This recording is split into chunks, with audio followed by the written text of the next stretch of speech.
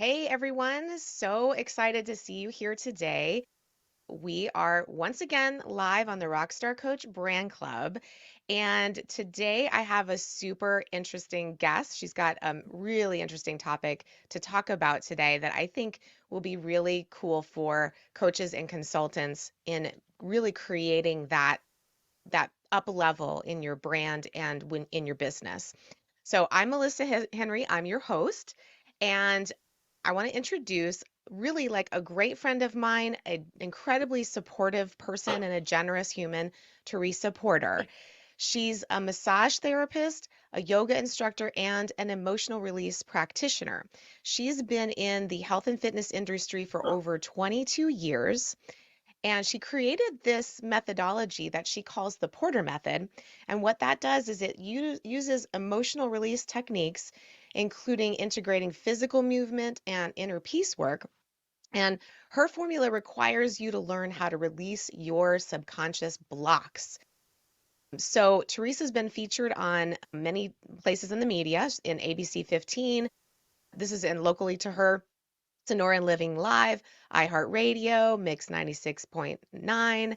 And she's worked with like the NFL, business executives, really lots of different types of people with this work. So it's incredible the kinds of results she's getting. So today, Teresa and I are going to talk about the emotion code and how it can help you release those negative emotions too, the ones that are blocking you from getting to that next level. So without further ado, let's welcome Teresa Porter to the Rockstar Coach Brand Club. Hi, Melissa. Thank you for having me. I'm excited to. I'm always honored when I get invited to different platforms to share my skills and expertise because one of my things is I love to educate people, right? Give them the tools and processes and practices that will empower them to create change on their own once they're able to release those subconscious blocks. So thank you for having me. You are so welcome. I'm excited to have you here. So I see lots of people have joined the room. If you're listening to this live on the internet, you are missing out. We are in a room together here where the people in the Zoom room with us actually get to have their questions answered, get to meet each other. It's a great community. So if you are haven't done so already, my lovely assistant Jenny can pop that into the chat on social media so that you can join us. And who I see here today, let's see, we've got Dee Dee is in the room. Hi, Dee Dee. Denise is back again. Denise, you are awesome. You've come to, I think all of my episodes so far. So thank you so much for being here. You're always a joy and you always ask such wonderful questions. Thank you. Jackie is a client of mine. Hi, Jackie. So nice to see you here. Judy, very good friend of mine. She's in the Idea Lab with me. So she's amazing, by the way, you guys. If you've got subconscious blocks to rid, she's also another person to talk to. So I know it'll be great to have her here in the audience as well today. She'll be asking some wonderful questions. So let's join into the conversation now. So Teresa, I would love it if you can give everyone a quick backstory of, just about you and how you found your way into working with emotion code in your practice.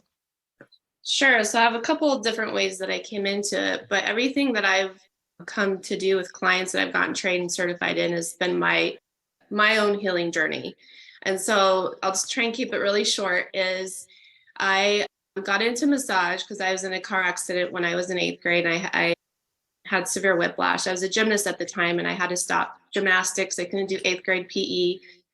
I mean, all the simple things that I love to do and not so simple, I couldn't do for a whole year. And so I went to these natural practitioners who, first of all, I went to Western doctors, right? And they couldn't figure out why I had all this inflammation or I found out later I had inflammation in my back. They couldn't figure out what was going on. And so finally, my mom took me to 3 different natural practitioners, a chiropractor, a massage therapist, and iridologist, that's a topic for another conversation. It's very fascinating. And when I started going to these practitioners, I was amazed at the innate ability that my body had to heal when I was given the correct environment and tools, correct? And the massage piece really fascinated me. So every time I would go get a massage, I would ask all these questions. Why is this working? What's my body doing? So I went and actually, long story short, I went to massage school.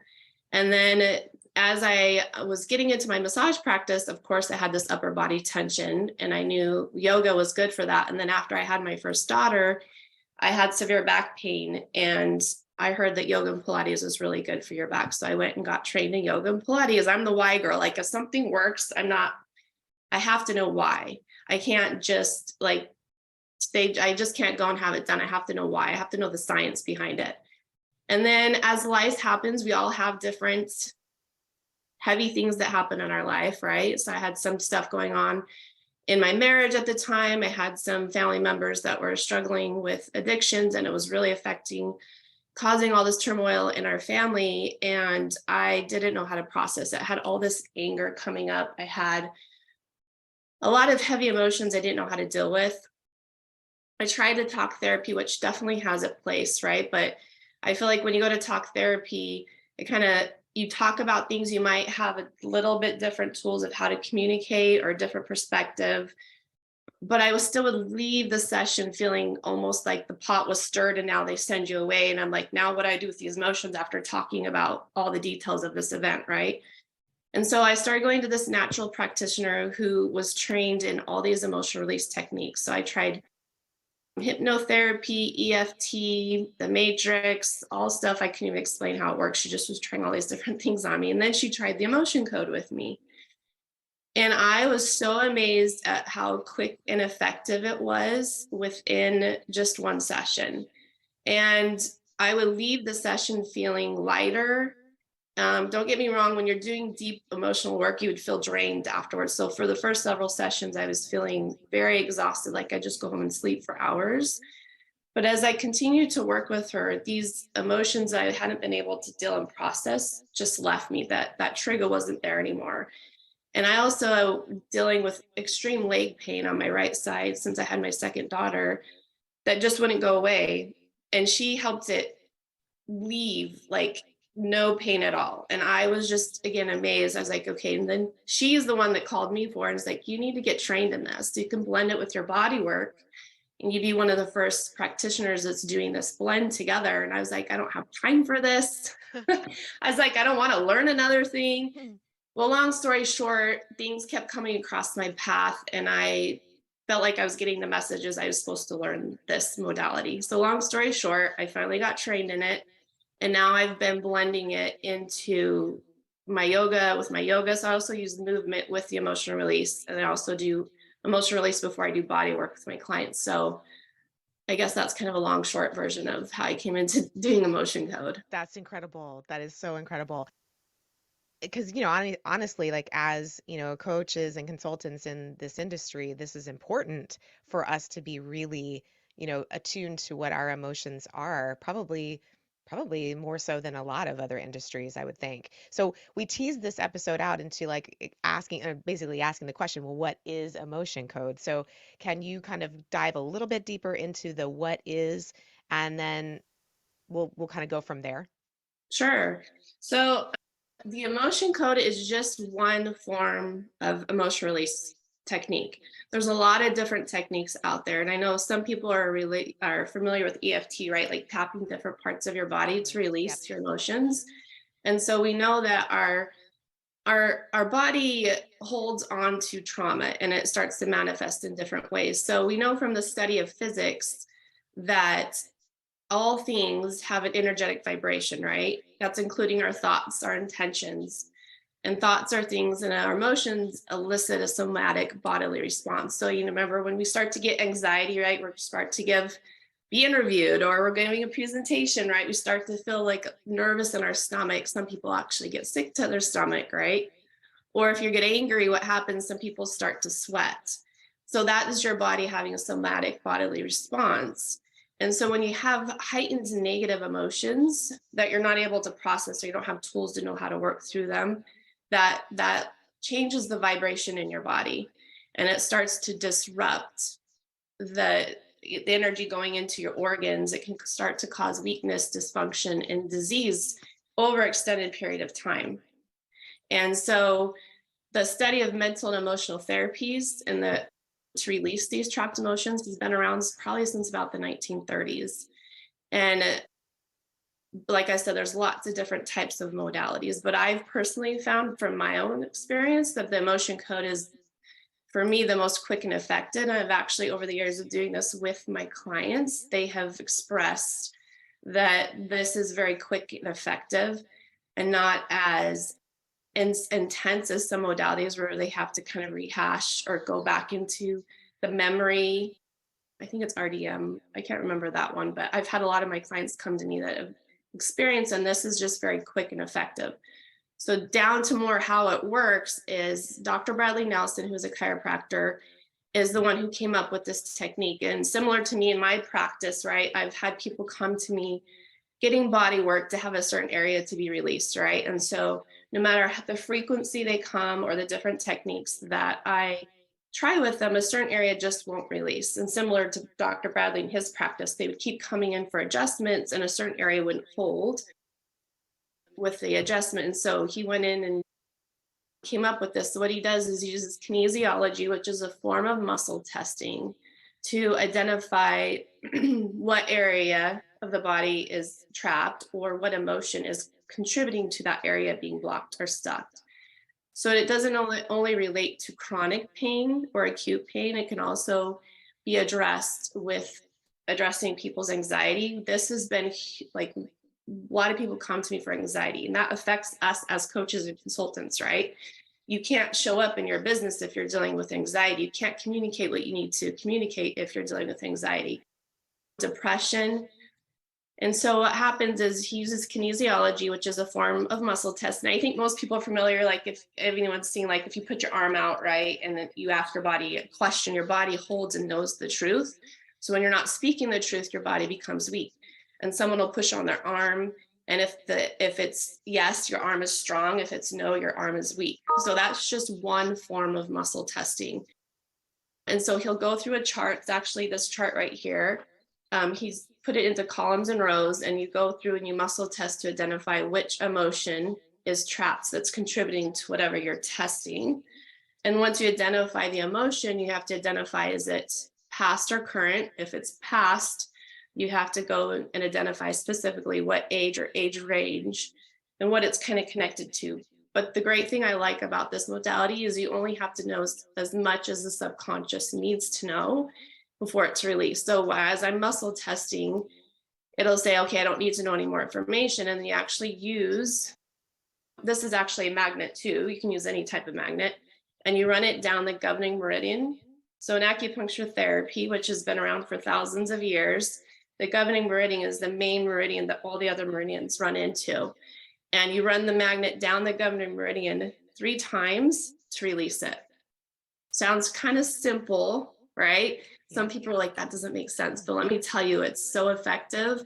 And the results that people get, and they actually feel the sensation of the emotion being released. I've had people in my office start just to bawl, cry, get angry, yell, like it's just bringing it to the surface and it's releasing it. Wow. So we all know that we have run blood and lymph through our body, right?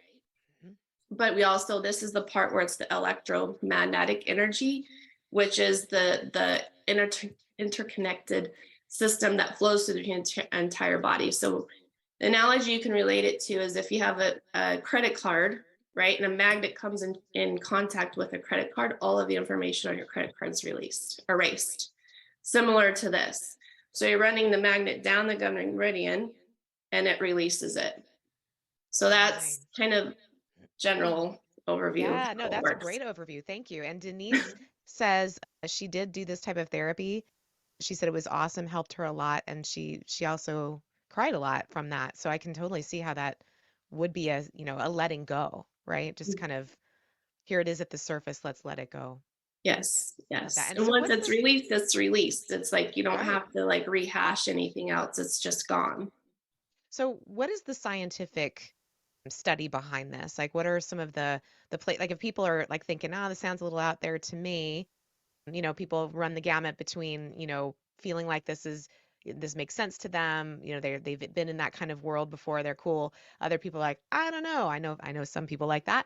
So what would you say to them? Like what kind of scientific data could they look to? Well, I mean, I kind of explained like scientifically how it works with what I just explained, right? Like Yeah, the inner having trouble speaking this morning, electromagnetic energy through the whole body, right? right. And that everything is a form of energy. And so when you experience those different charges or vibrations in your body, depending on if it's negative or positive, it Hmm. has an effect on your body, right? So when we have a positive experience, what happens, right? We have those good hormones that come through our body, just like when you work out. But as if they're wanting more scientific data, a reference point I always like people to watch is it's called Emotion 2.0, and it's on Amazon Prime, and it has Dr. Bradley Nelson and Dr. Joe Dispenza in it. Hmm. And they give a really good overview from a scientific perspective of how it works. And also I'm going to share at the end like a document with all these reference points Oh, in great. it. Thank you. And so that's always a starting point that they Hmm. can go and watch that. There's also an hour-long YouTube video that Dr. Bradley Nelson talks about the heart wall, which is a whole other fascinating topic that you can do emotion code work for, is actually releasing emotions that surround your heart wall that affects how you give and receive love. And Hmm. also it can affect your health. And that's a reference point I'm going to share with you guys in the document. I love that. Um, That'll be great. Good information. another point or reference is I had a nurse who found out that I did emotion code, and she had been a nurse for 20 years. When COVID hit, she stopped practicing, and she is also an energy worker. And so she started doing a study and doing sessions with people remotely all over the world, all different forms of energy healing, to show through live blood analysis the difference before and after sessions. So we actually did a session together. She's in Hawaii and I'm here in Arizona. And I did one session with her, and she took her blood before and after a 60-minute session with me. And in our interview together, this is another reference point I'm going to share with you. She went over 12 different markers in her blood of what changed just in one 60-minute session before and after a session remotely. So Wow. that gives more scientific proof of like she goes through detail of what changed in the blood, showing that the cells started to separate, they started to cleanse. It's very fascinating. That is amazing. Yeah. That's incredible. And so, like that, you just led me right into the next question, which is how, like, why does it work virtually? I know that you work with people all over the place, and so obviously Yeah. not everybody can come to, Arizona. So, how do you do this virtually, and why does it work? Yeah, I know that's a concept for it's really hard for people to wrap their brain around how does this work virtually, right? Yep. Remotely. So I would say probably 50% of my clients I work with are virtually. So I'm trying to put it in simple terms. So if you so just to put in simple terms, if when you're in a room with someone and someone walks in and you can feel their energy, right? Either it's negative or positive, and sometimes you even look around because you feel like someone's staring at you. We're all forms of energy and we all are connected to each other, right? And we can even absorb people's negative energy. And that's what I release when I do sessions with people. But once I have permission to do the work with someone, because I have to have the permission, then I energetically connect to them through it's hard to explain this if you're not in my role. I'm trying to explain it. Like I connect to their energy and I visualize I'm connecting to their energy, usually at their heart space. And I muscle test to make sure I'm connected to them. And then I do the work for them through me and releasing on me for them. I don't know. I'm trying to figure out how else I would explain it, but that's how I do the work for them remotely. And I know people, Awesome. I don't know if everyone's in any experience like Reiki remotely. I've done Reiki sessions remotely, right? It's the same thing. You're connecting to people's energy. Cool. And Denise has a question. She says, how do you muscle test virtually? So I'm muscle testing for them. So once I've connected to their energy, I muscle test for them. Even when people come into my office and I'm doing an in-person session, I don't do this method because some of my clients have issues, right? Like shoulder issues. They can't hold the arm up for extended period of time and their arm gets fatigued and I'm not getting accurate answers. And so I muscle test using my fingers. It's a system that you can, again, if you ask a question, and if it's strong, that means yes. If it's weak, it means no. And so you just have to be in, and there's a whole practice I go through to get ready before I do sessions for my clients, that I'm grounded, I release. I usually go for a walk, I get sunshine, or I do meditation to make sure I'm clear and ready to test. But that's how I muscle test for them. That's incredible. Kind of shifting gears a little bit from the how and the science behind it. So, why is this important specifically? We touched on that a little bit, but why do you think it's important specifically for coaches and consultants? Like, what are some of the maybe the more obvious benefits to doing this work for them, or also maybe some of the hidden benefits, things that they may not be thinking about? Well, there are kind of several different aspects in why it's important for us as coaches and consultants. And I know I shared this in one of our promo videos we did together, but when we work as coaches and consultants, we always need to up level our abilities, right? And how we see things. And if you're holding on to negative emotions, it could come across unprofessional, or you can be more reactive to stuff rather than responding, because you're dealing with your own turmoil. So you're not kind of looking through things through a clear cleanse to give them biased advice, right? And so I just know for me, when I'm dealing with my own stress, it's very challenging for me to want to show up for my clients in the best space for them, because I'm dealing with my own stuff. And so it's easier to show up and do massage because it's just body work. But when I do this energetic cleansing work, I have to go to practitioners and cleanse myself before I work with people, if I know I'm not able to clear it myself. So also from an empathy perspective, right, is we have to be able to empathize with our clients. And again, if we're bogged down with our own baggage, heaviness that we're dealing with, it's really hard for us to have the capacity to have that empathy and be able to connect with our clients on that level, because we're so in the trenches with our own stuff that we don't have anything else to give, right? We're like running on empty. And I know I've been there. And so that's why for me as a practitioner, I have to be very mindful of how I even structure my days, what I'm doing to refill my cup. I have to have my daily practices in place so that I know I'm authentically and showing up for my clients, the best version of myself. Otherwise, I feel like I'm cutting them short because I'm not 100% myself. Well, that's just kind of a little, like, it's all about self-care. I look at this work as self-care, and it just helps you show up at a different level so you can have that deeper connection, be in a more of a heart space when you're working with your clients.